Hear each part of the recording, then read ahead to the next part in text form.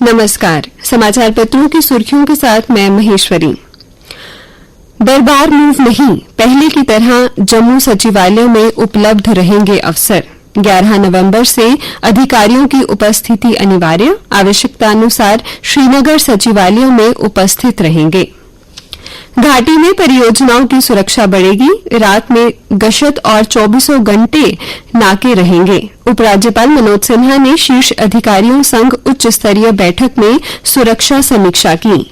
आतंक के समूल नाश के लिए अधिकारियों को सभी आवश्यक उपाय तत्काल करने के निर्देश दिए गए। उपराज्यपाल मनोज सिन्हा ने कहा, जम्मू कश्मीर में हो रहे विकास को रोकने की फिराक में है आतंकवादी, इसके तंत्र को तोड़ना जरूरी। जम्मू कश्मीर में सरकार के गठन के बाद मुख्यमंत्री उमर अब्दुल्ला ने पहली बार नई दिल्ली में केंद्रीय गृह मंत्री अमित शाह से मुलाकात की। उन्होंने गृह मंत्री के साथ भेंट में जम्मू कश्मीर को राज्य का दर्जा बहाल करने पर की चर्चा। रेलवे सुरंग परियोजना के साथ अन्य विकास के मुद्दों पर भी हुई चर्चा। दोनों नेताओं के बीच आधा घंटा चली बैठक। जल्द प्रधानमंत्री से मिलेंगे मुख्यमंत्री उमर अब्दुल्ला। मुलाकात के बाद बोले उमर अब्दुल्ला, ये शिष्टाचार भेंट थी। उप मुख्यमंत्री सुरेंद्र चौधरी ने कहा, विकास योजनाएं निर्धारित समय अवधि से पूरी हों। उन्होंने सड़क, पुल व सुरंग निर्माण की परियोजनाओं की समीक्षा की और कहा, योजनाओं के संदर्भ में आम लोगों का फीडबैक जरूर ले अधिकारी। साथ ही उप मुख्यमंत्री ने ये भी कहा कि एमएसएमई, स्टार्टअप और उद्योगों को बढ़ावा देकर स्थानीय युवाओं के लिए रोजगार के अवसर पैदा किए जाएंगे।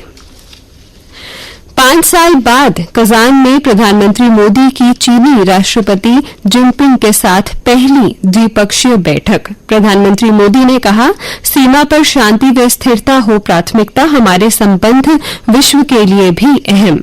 वहीं जिनपिंग बोले, आपसी सहयोग और संपर्क बनाए रखना अहम।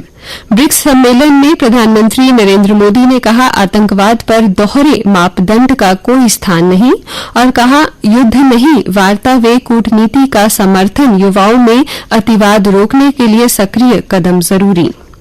उन्होंने ब्रिक्स देशों से किया यूपीआई को अपनाने का प्रस्ताव, डिजिटल हेल्थ को भी साझा करने की पेशकश की, एक पेड़ मां के नाम अभियान से जुड़ने का आग्रह किया और स्थानीय मुद्रा में कारोबार शुरू करने की पहल का भी किया स्वागत।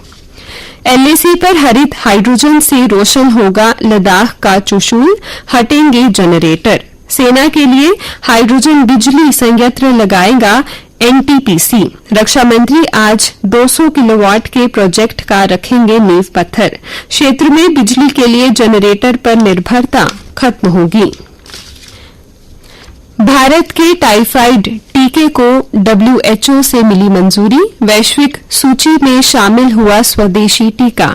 अमेरिका सहित सभी देशों के लिए भारत में होगा उत्पादन। डेंगू का आंकड़ा 4000 के पार, जम्मू जिले में 63% मामले, रोजाना आ रहे 100 के करीब मरीज। मुख्य सचिव अटल डुल्लू ने एनसीओआरडी समिति की बैठक ली। कहा, सीसीटीवी व कंप्यूटराइज्ड बिल्डिंग सिस्टम का पालन न करने वालों पर करें कार्रवाई। साइबर पुलिस कश्मीर ने उपयोगकर्ताओं को टेलीग्राम पर फैल रहे फिशिंग लिंक के प्रति सतर्क किया है। साइबर सेल के अधिकारियों ने कहा कि किसी भी अनजान कॉल पर अपना खाता नंबर, मोबाइल पर आए ओटीपी सहित अन्य जानकारी उपलब्ध न करवाएं। इससे आपके खाते से राशि या अन्य जानकारी लीक हो सकती है। अब कुछ अन्य समाचारों के साथ मेरी सहयोगी सुरेखा। धन्यवाद महेश्वरी। प्रधानमंत्री विश्वकर्मा योजना के टॉप 10 जिलों में जम्मू और बड़गाम। जम्मू कश्मीर ने कई बड़े राज्यों को पीछे छोड़ विश्वकर्मा प्रशिक्षण योजना में देश में तीसरा स्थान हासिल किया है। 4 नवंबर को श्रीनगर में विधानसभा स्पीकर का होगा चुनाव। नेशनल कॉन्फ्रेंस से स्पीकर और भाजपा से डिप्टी स्पीकर बनना तय।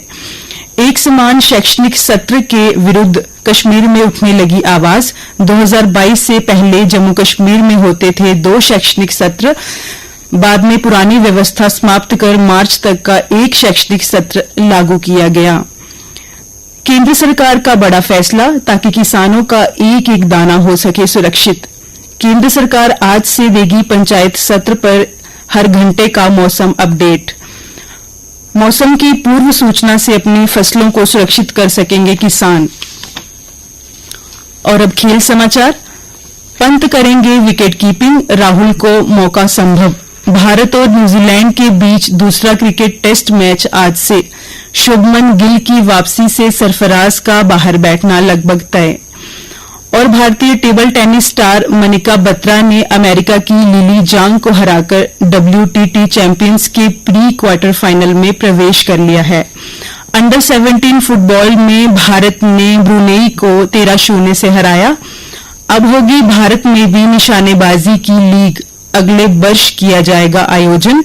भारतीय राष्ट्रीय राइफल संघ की ओर से देश में खेलों की पहली फ्रेंचाइजी आधारित लीग की घोषणा। चौथी J&K ओपन गोल्फ 2024 का हुआ आगाज। सचिन और शौर्य ने 5 अंडर 67 का स्कोर कर सफर की शुरुआत की।